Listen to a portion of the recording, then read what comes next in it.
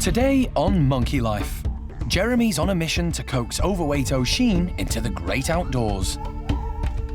Go on, should we go for a walk? There's trouble when Stumpy Jonathan meets the girls. And baby Mikado goes out into the big wide world for the first time. It's just going to be so nice now. He's going to get out and he's going to develop faster than ever.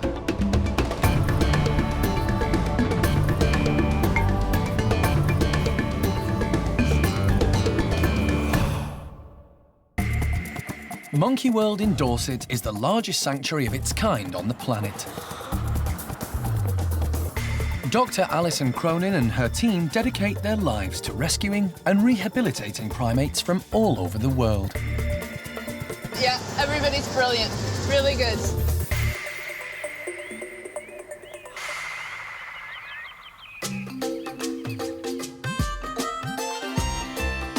It's been several months since overweight orangutan Oshine arrived from South Africa. She hasn't had an easy time at the park so far, finding it difficult to make friends. The 13-year-old grew up with humans, so doesn't know how to interact with other orangs. Oshine cannot share, she cannot give, she's got nothing to bring to the party. She really hasn't. You know, she clearly doesn't see any point in orangs whatsoever, and what are they doing sharing this space with me? Until now, Oshine has been kept inside. But today, Jeremy has decided it's time to coax her out. If you can lock me right in all the locks. Yeah, we're going to let Oshine out for the first time into an outside enclosure. Because she's so obstinate, we've kept her inside to get some sort of control, if you like, happening with her. So, you know, she realises that, you know, she has to do certain things she might not want to. Well, hopefully we're there now. So we're going to let her into the outside enclosure and see what happens. I don't know. It's a lottery, isn't it? To get to the outside area, Oshine will have to navigate a series of tunnels. But she doesn't seem keen. It looks like Jeremy will have to go in to guide her through. If I can stick my head in there, that might just get her curious.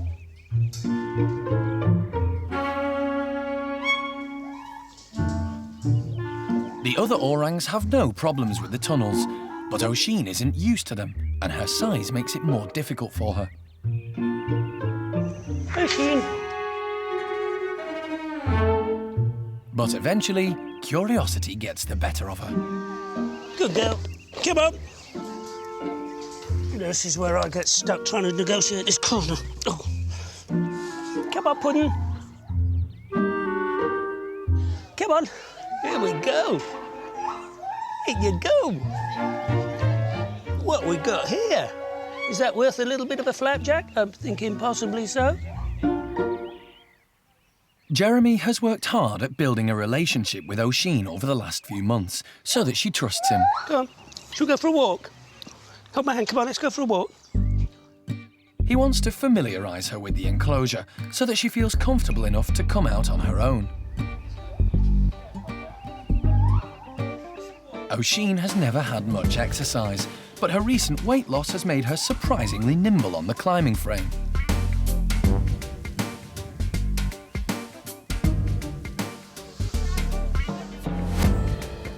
She certainly came out a lot quicker than I thought she would, but yeah, she's happy. She's just checking everything out.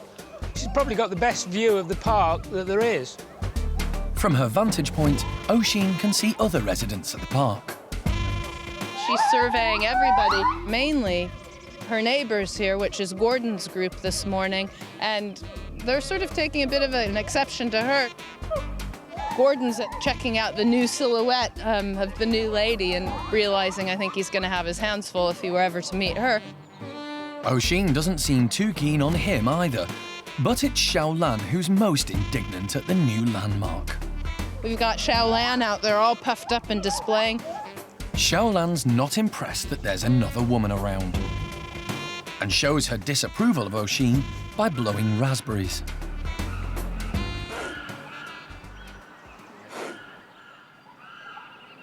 Alison and Jeremy decide it's time to let Linga and Dinda join Oshine. Yeah, Cara and Penny, if you guys are happy, we could try letting the little guys out. Oshine doesn't let the young orangs out of her sight as they make their way cautiously around the enclosure. Last time they met, she was rather aggressive towards them and made sure they knew who was boss. You're not having that. You're not having it. Linga is more interested in Jeremy's bucket than she is in Oshine. Stop it. Can I help you? Can I help you? As long as they don't get in her way, Oshine seems happy enough for Linga and Dinda to be there. This is big progress. We've just gone great guns this morning, actually. It's a big change from her life in South Africa, and she's taken everything in her stride. She's settled into the new house really well. She's graduated every hurdle we've given her so far with flying colors. We're really pleased. If you want to feed that through, and then I'll go around the other side and pull it through.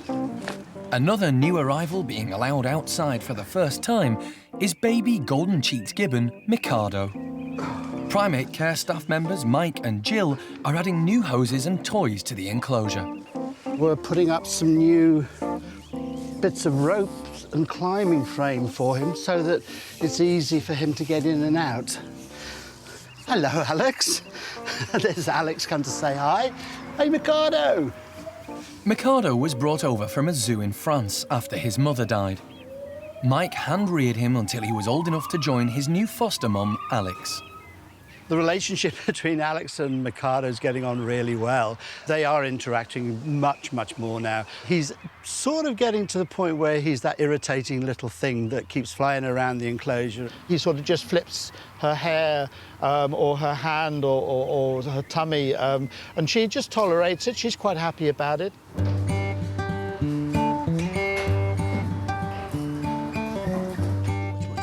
Mike is hoping the new toys will entice the little gibbon outside. You better like it and love it. But it's Alex who comes out first. Good girl, Alex. Are you waiting for your little boyfriend? Is he coming out as well, Alex? Come on, Mikado. Good boy.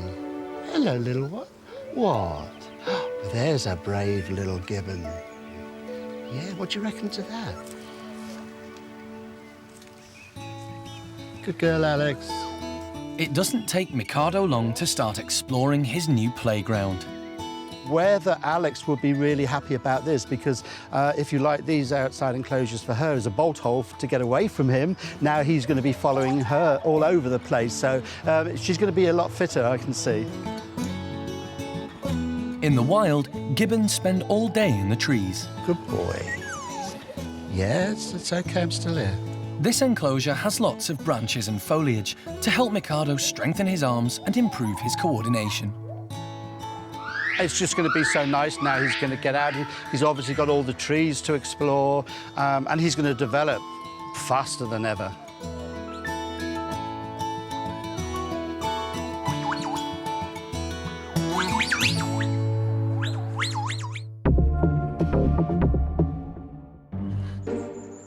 Over at the Stumpy House, the male ugly monkeys are about to have a rude awakening.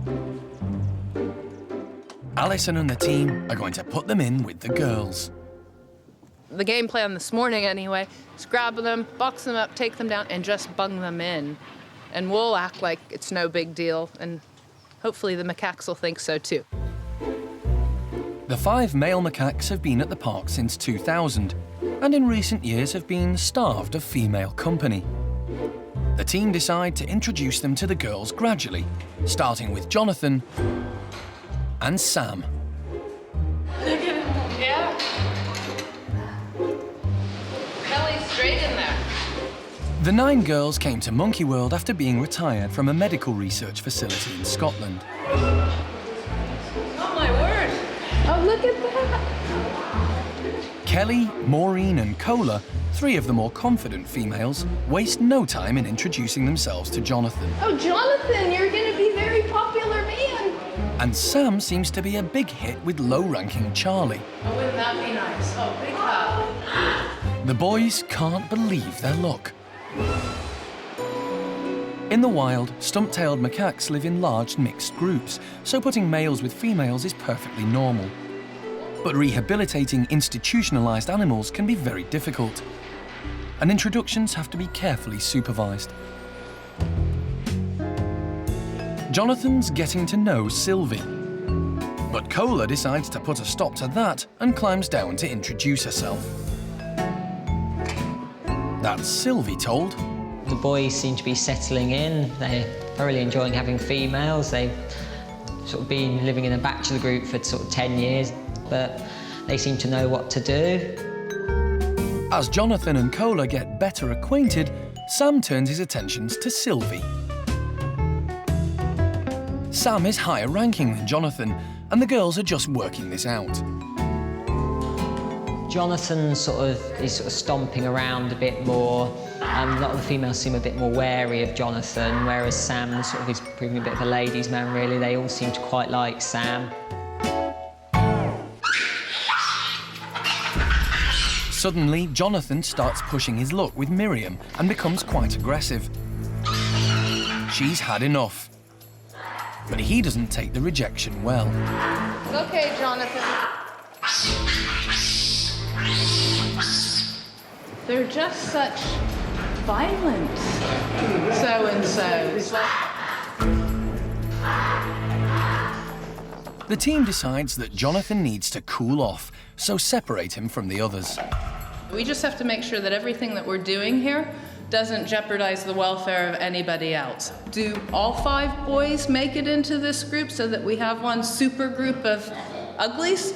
We'll wait and see, but we'll let the ladies and their welfare dictate that.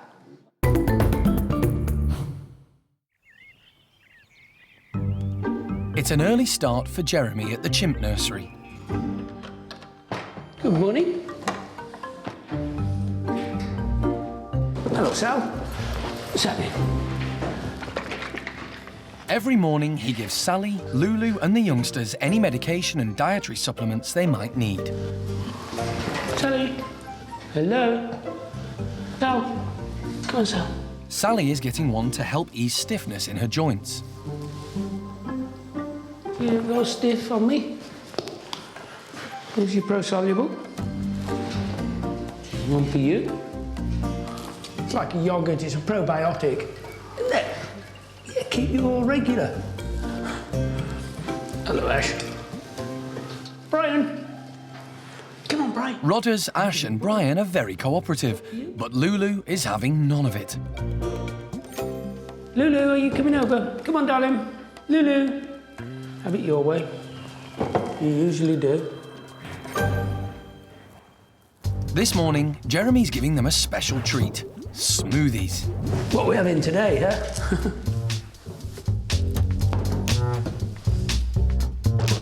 And Brian can hardly contain himself. Hey, stop it.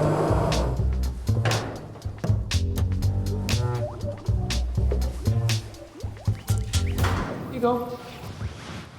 That's for you. Here you go, Sal. Jeremy wouldn't normally go in a chimp enclosure, but he's known the youngsters all their lives and has worked with Sally for many years. There you go. However, one chimp is still refusing to take her medicine. Lulu. Hello, Lulu. Hello. Are you coming? You're not, are you? No, you're not playing. Okay. Is that good? Is that good? All the female chimps at the park are on birth control, so Jeremy needs to get Lulu to take her pill. Lulu, come on. Come on, Lulu. Here's your pill and your pro-soluble. Lulu, you are very, very, very special. Come here. At last. Although young Rodders thinks he's in for second helpings. Good girl.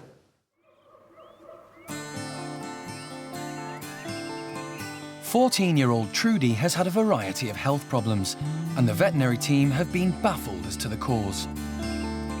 Trudy, from the day she arrived here, has always come with a whole package full of issues. Her skin had gone very sort of scabby. She had a lot of hair loss. She had constant diarrhea and a really swollen, extended belly.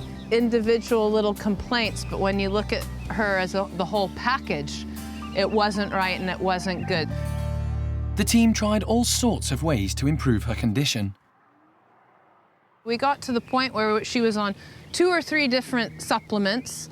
Her diet had been radically changed to exclude wheat and different things. She was on a couple of medications for the diarrhea. And actually, at one point, we even had her onto steroids to see if we could, whatever her body was reacting to, we could calm down. None of it worked. So Alison called a meeting to discuss Trudy's situation. I made a simple request of the vets at that point in time. Can we simply end it?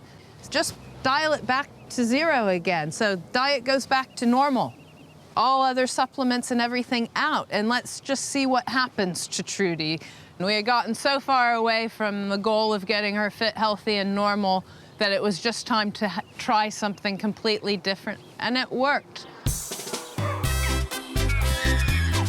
Trudy is now giving as good as she gets. She's throwing mud at Simon because he's upset her.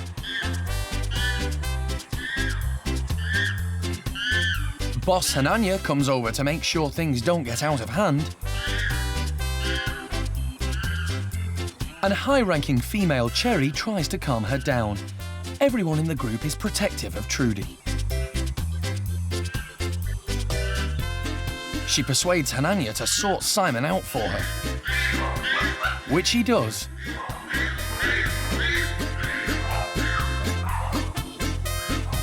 Trudy's hair has started coming back. Her belly's still a little bit bloated, but not so bad. She's eating the full diet again, along with the rest of Hananya's group. And she has a little happy look on her face. I've seen her turning pirouettes and telling people off. Simon tries to make peace with Trudy, but the little chimp doesn't give in easily. Lots of different individuals want her attention because, you know, if you associate with the people in charge, the people who have the power, a little bit of that rubs off on you. And she's hanging out with the people who are at the top of the heap. So, you know, Hananya quite likes her. Peggy and Cherry are the dominant females. And then the up-and-coming females even, such as Johnny, and everybody's interested in hanging out with Trudy. So I think in everybody's mind in here, it's Queen Trudy, and quite frankly, I think she likes it that way.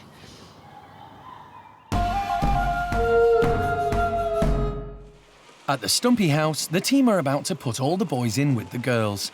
They're hoping things will go more smoothly this time.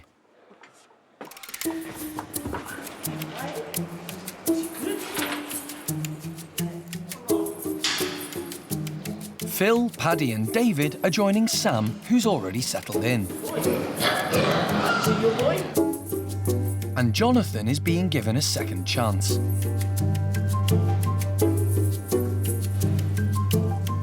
Jeremy's come armed with a carbon dioxide fire extinguisher, just in case things get rough again. A couple of last-minute checks, and the team are happy to let everyone mingle. Yeah, let's go. David, one of the dominant males, is first out. He's doing the dominant thing. Don't run. Patty, look at that. Okay, so the ladies are being nice to him now. Kelly pops over to say hello to David. David's pushing people but not doing anything to them, so it's a lot of screaming really about nothing.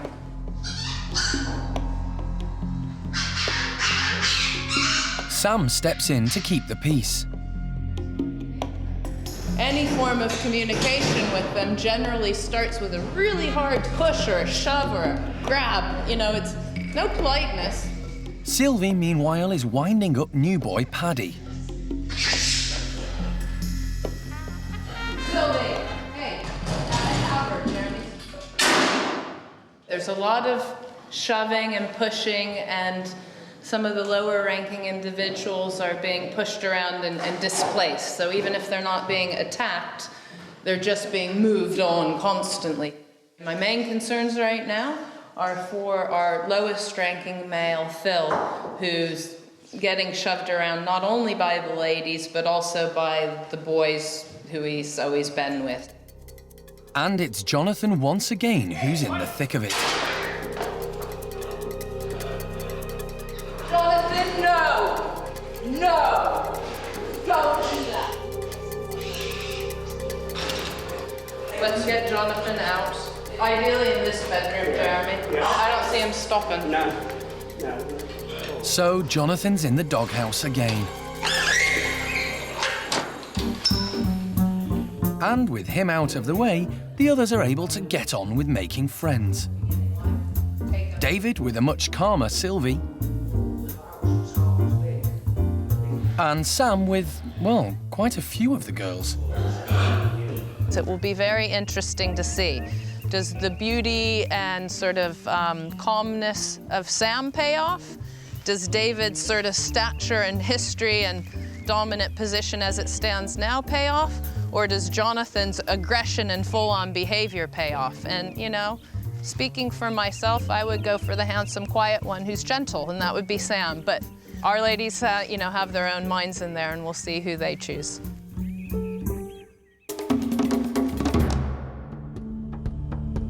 Next time on Monkey Life. The team travel to the Middle East to rescue a very lonely chimp. Getting her into the transport box has to go smoothly. But Jeremy has to resort to drastic measures to get her out of her cage.